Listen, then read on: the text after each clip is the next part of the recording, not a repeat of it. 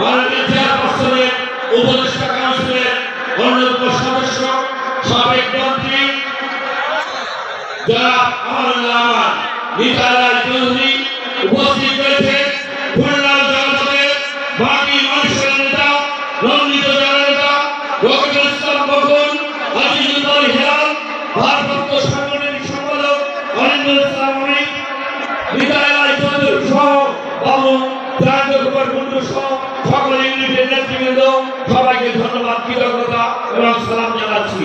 প্রিয় বন্ধুরা আমার, আমি সংক্ষেপে দু একটি কথা বলে আমার বক্তব্য শেষ করব। আমরা গত 17 বছর যাবৎ আন্দোলন সংগ্রামের মধ্য দিয়ে এই মিয়াসালী সহ অসংখ্য মানুষের জীবনের মধ্য দিয়ে আন্দোলন সংগ্রামের মধ্য দিয়ে আজকের এই জায়গায় এসে দাঁড়িয়েছি। পুলিশ সরকার শেখ হাসিনার বিরুদ্ধে সর্বশেষে ছাত্র জনতার ঐতিহাসিক গণঅভ্যুত্থানের মধ্য দিয়ে তার পতনের মধ্য দিয়ে মুক্ত বাতাসে আমরা শ্বাস নিতে পারছি। প্রিয় বন্ধুরা, আমরা গণতান্ত্রিক সকল আন্দোলনে 17 বছরে যারা শহীদ হয়েছেন আমাদের দলে তাদেরকে আমরা গভীর শ্রদ্ধার সাথে স্মরণ করি।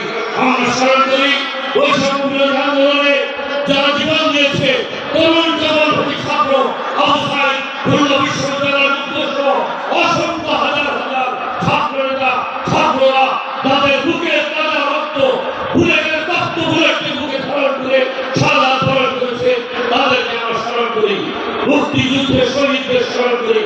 প্রিয় বন্ধুরা, আজকে আমাদের সাথে সবচেয়ে বড় চ্যালেঞ্জ এসে দাঁড়িয়েছে আমাদের ভারপ্রাপ্ত চেয়ারম্যান আগামী বাংলাদেশ গণতান্ত্রিক বাংলাদেশ নির্মাণের উপকার তিনি একত্রিত হয়েছিলেন, জাতির সামনে তুলে ধরেছেন। তিনি বলেছেন সবাই ঐক্যবদ্ধ হয়ে একটি জাতীয় সরকার নির্বাচন করে তিনি গঠন করে গণতান্ত্রিক বাংলাদেশকে তিনি গড়ে তুলবেন।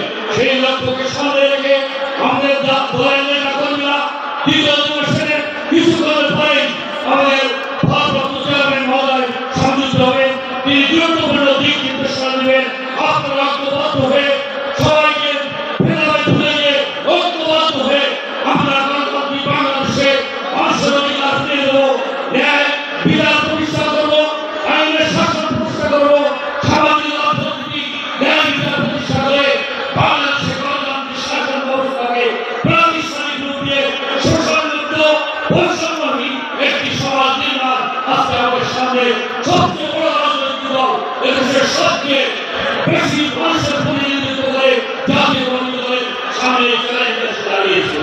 প্রিয় বন্ধুরা, সেই লক্ষ্যকে সামনে রেখে দেশের স্বাধীনতা সার্বভৌমত্ব গণতন্ত্রকে মুক্ত প্রতীক হিসেবে অমুক্ত অভিযোগ রেখে দেশের জনগণকে ঐক্যবদ্ধ করে দেশের মানুষের অর্থনৈতিক মুক্তি এনে গণতন্ত্রকে প্রাতিষ্ঠানিক রূপ দিয়ে সকল শহীদদের রক্তের ঋণ আমাদের শোধ করতে হবে। সেই অঙ্গীকার সেই শপথ ব্যক্ত করে আপনাদের সবাইকে ধন্যবাদ, কৃতজ্ঞতা জানিয়ে সততার রাজনীতি, দেশপ্রেমের রাজনীতি, জিয়ারবের আদর্শ রাজনীতি, খালেদার আদর্শ রাজনীতি, আগামী প্রজন্মের আহ্বান, তারেকের আদর্শ রাজনীতি, বাংলাদেশের প্রাতিষ্ঠানিক রূপ দিয়ে এদেশের মানুষের অর্থনৈতিক সামাজিক রাজনৈতিক নিরাপত্তাকে আমরা দেশের মানুষকে মুক্ত করবো। এই অঙ্গীকার সভা ব্যক্ত করে সবাইকে ধন্যবাদ, কৃতজ্ঞতা জানিয়ে আমার বক্তব্য শেষ করছি।